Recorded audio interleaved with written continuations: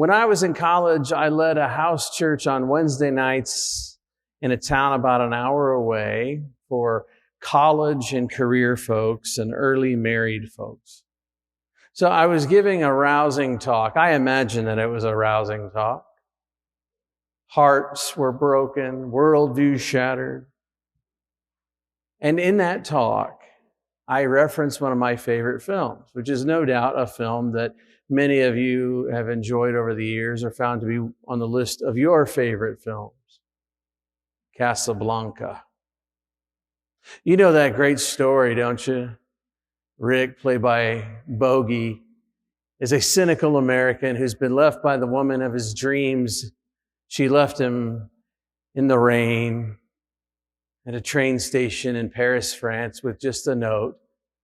As the rain falls on the note, the ink smears. It's beautiful. The cinematography is romantic.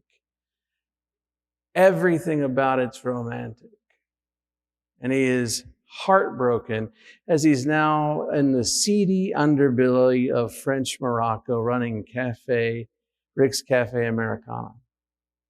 And there he helps people get out of town before the Nazis come in, and he takes advantage of folks. And then she comes walking through his doors, the love of his life, Elsa. And he says that great line about, of all the gin joints in all the world, this movie has got it all. I mean, watching him chain smoke and drink gin is romantic. It just looks good on camera. There he is, angry and grief-stricken and upset and resentful that she left him. But why did she leave? Well, she discovered that her husband, Victor Laszlo, who is leading the European resistance against the Nazis, was not dead as she presumed, but he was in fact alive. And so she shows up with him. And Rick is angry. What to do? What to do because their love was real? What to do?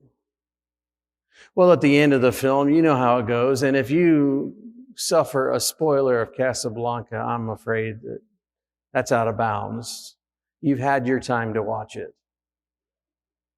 There at the very end of the film, Rick does the selfless thing, lets this woman of his dreams go with her husband. She has her heartstrings pulled for Rick, but she is dutifully going with her husband, who's nothing short of a hero against the Nazis in Europe and now Northern Africa. And they fly off, and then he looks to the corrupt police officer and says, well, Louis, I'd say this is the beginning of a beautiful friendship. And as they wear raincoats and carry little guns, it's all romantic. It's all beautiful. At the end of my talk, a lot of the people in the room confessed that they had never seen this movie. We should get together and watch it. So that Friday night over at my folks' house, we gathered a bunch of us to watch it, and we went through it all. And my heart sings with joy as I'm seeing all these images and hearing all the quotes that we've pulled from this out of our culture.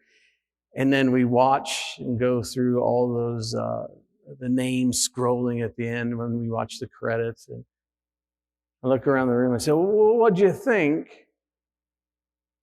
And almost everybody just blurted out, didn't like it. I said, you may take your leave. What do you mean you didn't like it? It's Casablanca. Someone said, well, it didn't have a happy ending. What do you mean?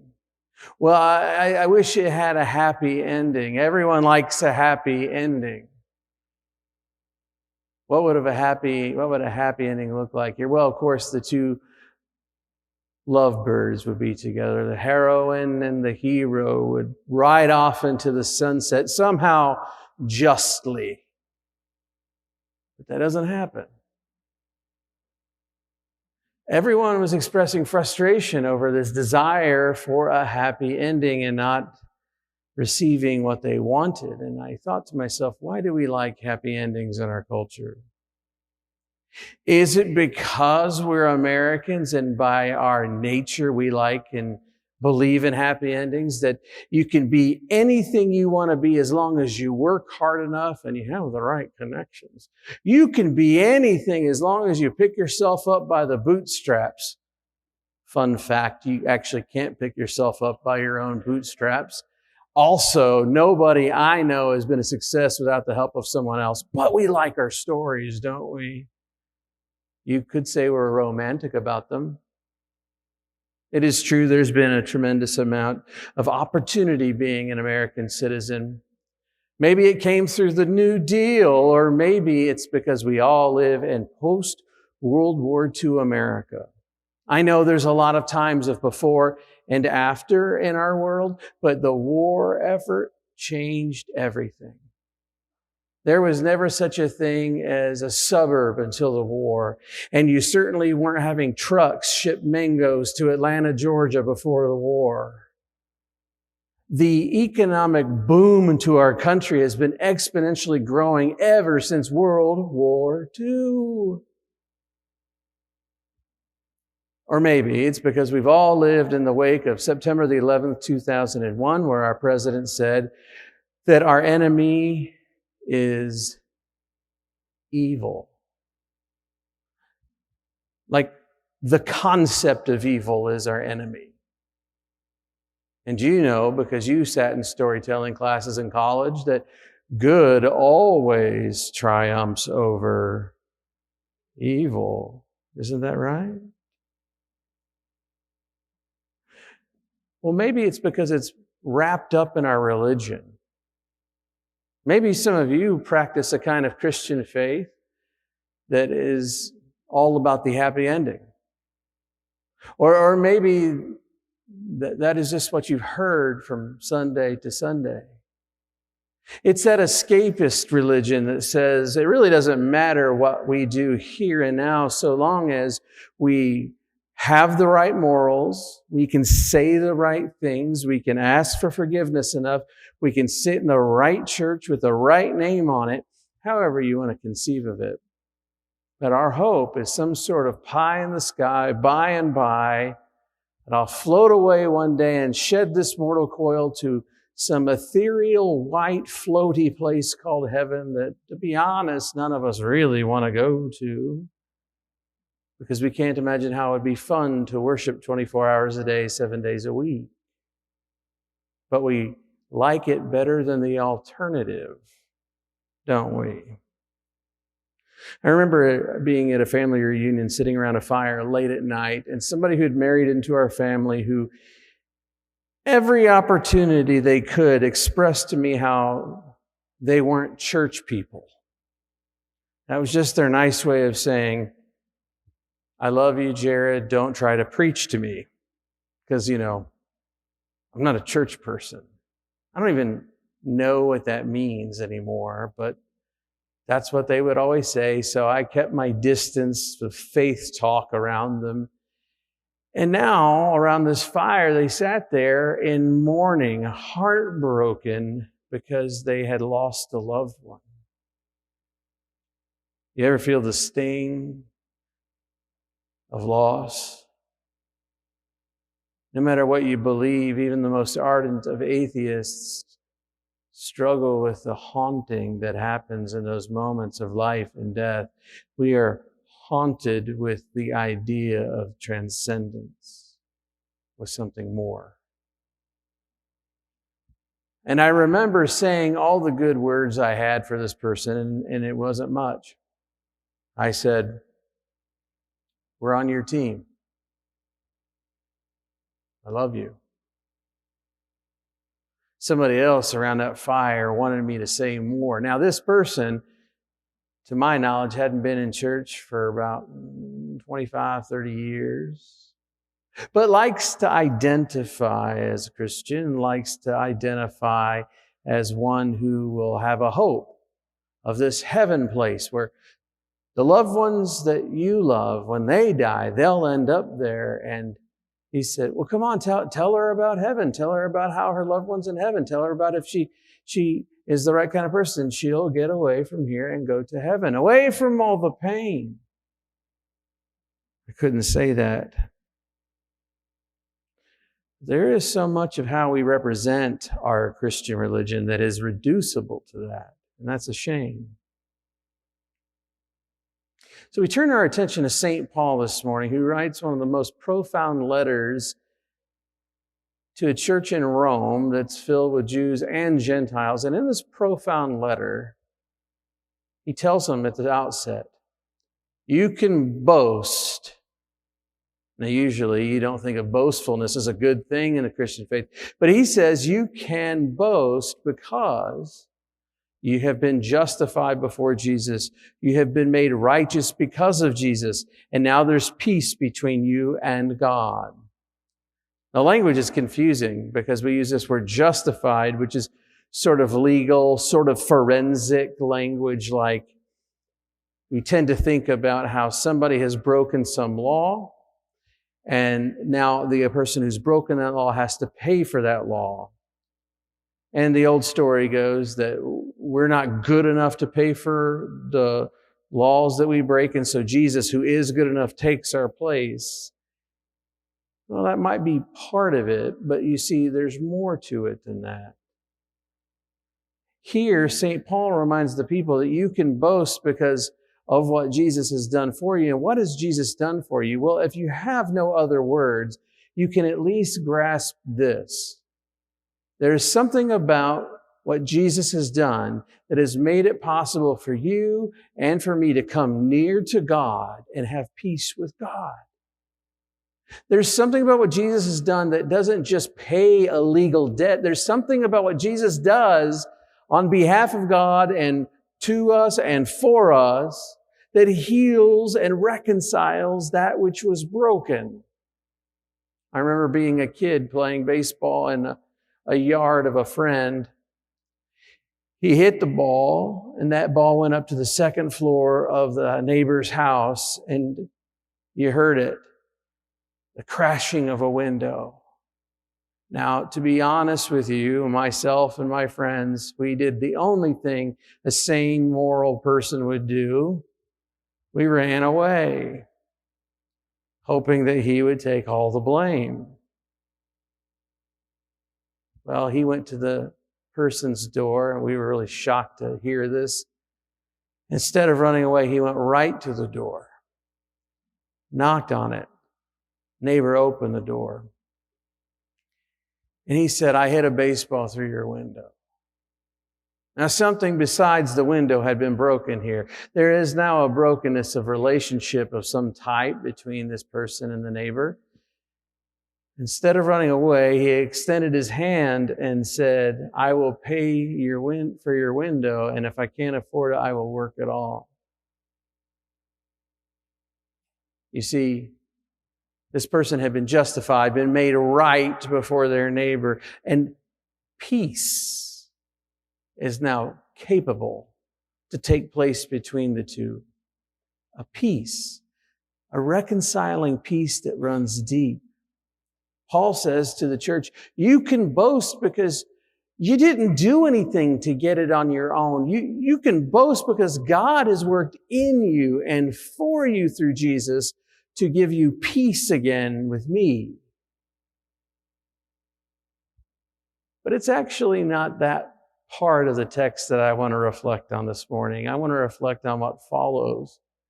And in what follows, Paul says that you can boast more. You can boast, church, about your suffering, about your pain, about your heartache. Why? Well, let's just talk about the reality for a second that our faith never tells us that we're just going to easily escape pain. Our religion really, from cover to cover, as we look at the seminal story, never tells you, if you follow the ways of God, you're going to get out alive, or you're going to get out unscathed from life. No, life's going to hurt you along the way. You're on a pilgrim path, and you sometimes trip over loose stones, and sometimes you trip over your own feet. And sometimes you get attacked or pushed in from those outside of you. And sometimes you can't walk any further. And sometimes the walk is straight uphill. And sometimes the walk is beautiful and serene. And sometimes it's amongst thorns and thickets. St. Paul says, you can boast. You can boast about your suffering, but yet I stop again to ask the question, why? Why can we boast about this? Is Paul a masochist? Does he delight in pain and want us to practice a kind of life where we delight in our pain and we get to brag about it? My pain is worse than your pain, sort of thing. No, he knows that something happens to us. He says that when we go through trials, endurance is produced in us. You see, going through the pain can produce something more. It can make you more mature. It can make you stronger. It was not Kelly Clarkson who said, it was Friedrich Nietzsche, the atheist philosopher, who said, what doesn't kill you makes you stronger. And he's right for that point. And we know this all too well. In the early 2000s, I was studying jiu-jitsu with my brother's girlfriend's father. I know, weird, right? But good family friends. And we did jiu-jitsu, and he was a physical trainer, so everything he did with me, he was always pushing me to run further, to run faster, to lift more, to when we were rolling, which is sparring language for jiu-jitsu, to not easily tap when you're in uncomfortable situations. And the thing is this man is a cartoon character of himself. You ever met somebody who's kind of a cartoon version of themselves? That was him. So he used to say things in funny ways. He used to give you that hard medicine in funny ways so you take it with a giggle and smile on your face. And I remember he'd say, Jarrod. Yeah, that's how he talked to me. Like sometimes at night I still hear that voice. I think I'm being haunted by him. Jarrod. He said, Jarrod, pain is weakness leaving the body. Boy, I wanted to hit him every time he said it. You've heard it before. You've seen it on a t-shirt. Pain is weakness leaving the body. I don't know if biologically that's true, but I do know this. When you exercise your muscles, when you lift weights, you and I both know the muscle breaks down and it builds back stronger. Something is produced through the pain of life. You see, for Christianity, suffering is an opportunity. I want you to say that with me so I get it further in your mind this morning. For Christianity, suffering is an opportunity. Let's say it. For Christianity, suffering is an opportunity. One of my best friends called me up not long ago. He's leading a theological book club, and he was really bothered by part of the conversation. He thought he'd pick my brain about it. They were reading about suffering and evil.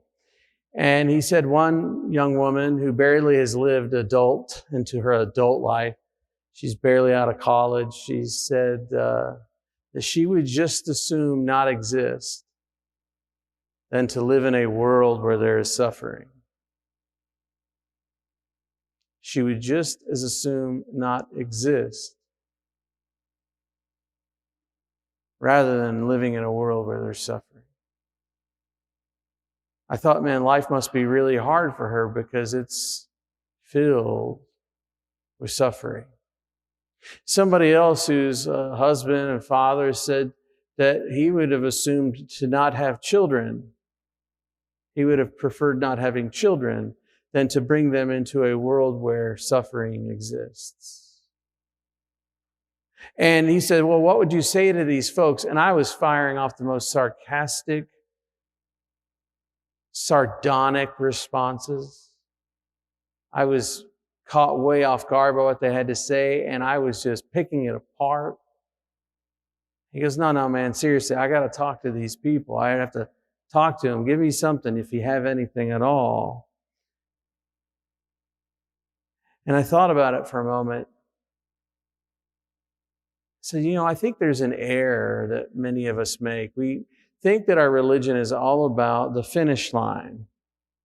Our religion is all about that peace and justification, all the good bits of the story. Maybe that's not what our faith is about at all. Maybe our religion, that which binds us back, maybe our religion, that which we rewrite, maybe the point of it is the journey.